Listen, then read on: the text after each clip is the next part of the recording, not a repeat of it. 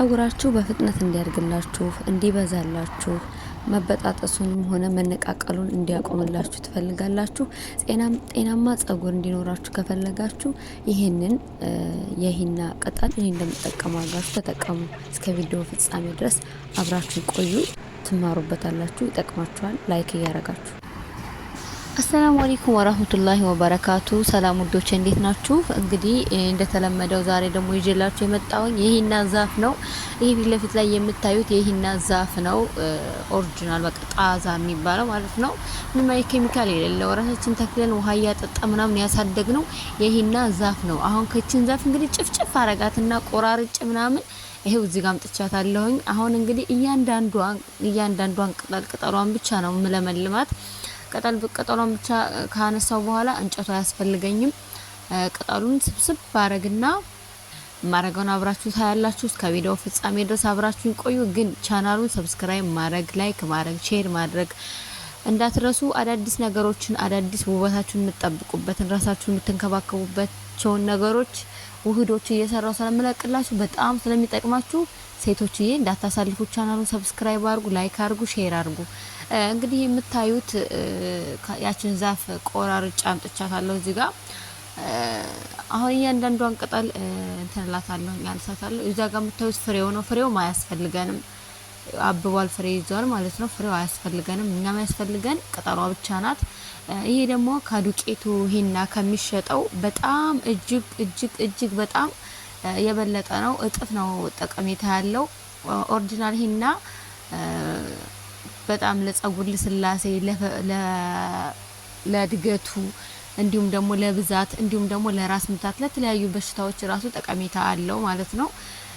ስትናውቲ እንትኑን ቅጠሉን ራሱ እንትን ብላችሁ ማለት ነው ፈጭታችሁ ከተፈጨ በኋላ እንደዚህ እጃቸው ላይ ስታደርጉት ያለው ልስላሴ አንዳንድ ሰዎች ሰውነታቸው ሙሉ ይቀባሉ ማለት ነው።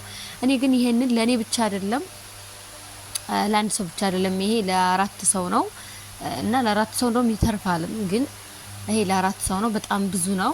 ካሜራ ላይ ያስታውቅ እንደው እንጂ በጣም ብዙ ነው። ሳዘጋጀው ራሱ ወደ 2 ሰዓት ነው እንደዛ ነው የፈጀብኝ። ግን እኔ አሳጥሬ በ5 ደቂቃ አድርጌ አምጥቼላችኋለሁኝ ማለት ነው። ይሄ ፍሬው አያስፈልገኝም። ምን የሚያስፈልገኝ ቅጠሉ ብቻ ነው። ቅጠሏን ብቻ ነው የማነሳ። ይሄንን ይመስላል ግን እና በጣም ነው ደስ የሚለው ቅጠላ ቅጠል። ይሄ አረንጓዴ ነገር በጣም ነው እኔ ደግሞ የምወደውና በጣም ነው ደስ ያለኝ ሳየው ቅጠሉ ምናምን። በቃ ሁሌ ነው እንደዚህ የምናደርግኛ። እንቆርጣትና ዛፊቱ መልሳ ተተካልናለች። ይኸው እዚህ ጋር መለምለም ጀመር ያለሁኝ። አሁን እንግዲህ እናንተ ከነገርኳችሁ በኋላ ወደ ስራዬ ይገባለሁኝ። እናንተም የምታገኙ ሰዎች ያላችሁ ሰዎች ወይም ደግሞ ግቢ ትከሉ፣ በየግቢያችሁ መትከል ትችላላችሁ። ግቢያችሁ ትከሉና እንደዚህ ትጠቀሙበታላችሁ። ግቢያችሁን በምትጠቀሙበት ነገር ብታረጉት አሪፍ ነው። በጣም ነው ደስ የሚለው ወላይ ሽታው ራሱ ሲያምር።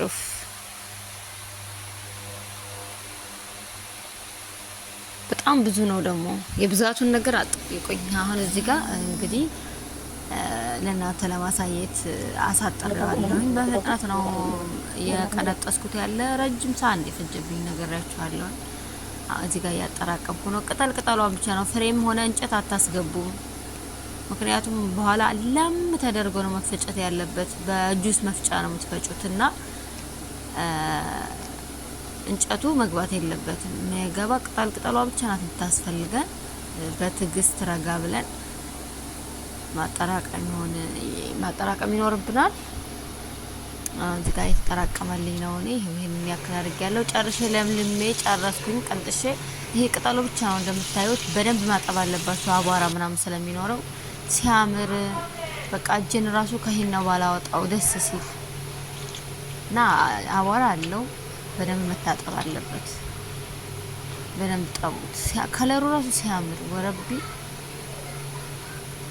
ሲታጠብ በቃ አረንጓዴ ነው የሆነው። እዚህ ጋር ፍሬው ገብቷል እና በደንብ ነው ማጠብ ያለባችሁ አቧራ እንዳይገባው ማለት ነው። አቧራ ከተቀባ ጥቅም አይኖረውም።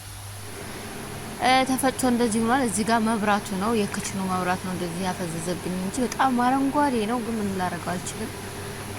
የክችናችን መብራት ቢጫ ስለነበረ ማታ ላይ እየቀረጥኩት ያለ ይሄ ደግሞ ቢጫ ስለሆነ ቢጫ አረገብኝ ማለት ነው። ማታ ነው ይሄን እየቀረጥኩ ያለሁት እና መብራቱ ነው እንደዚህ ያደረገው እንጂ ከለሩ በጣም አረንጓዴ ነው። በጣም ደስ የሚል ይሄ የኔ ድርሻዬ ነው። ሁሉም የራሱን ድርሻ ወሰደ። እቺ ደግሞ የኔ ናት ማለት ነው እና ትበቃኛለች። እንደዚህ አድርጋችሁ ነው የምትፈጩት ማለት ነው። አያችሁት? እንደዚህ አድርጋችሁ ከዚህ በላይ የሚያለም መፍጫ ካላችሁ ከዚህ በላይ ያለሙት። የኔ መፍጫ ከዚህ በላይ ስለማያለም ነው እና አሁን በቃ በዚህ መንገድ አዘጋጅቻለሁ። አሁን ጸጉሬን ቀባና ለ2 ሰዓት ነው ማቆየው። ምንም ነገር አጨምሩበት፣ ምንም ነገር እንዳጨምሩበት። ይሄንኑ ብቻ ነው የምትቀቡት፣ ሌላ ዘይት ምናምን እንዳጨምሩበት። እንግዲህ የዛሬ ቪዲዮአችን ይሄን ይመስላል። በቀጣይ ቪዲዮ እስክንገናኝ ሰላም ሁኑልኝ። ቪዲዮውን ላይክ ማድረግ እንዳትረሱ።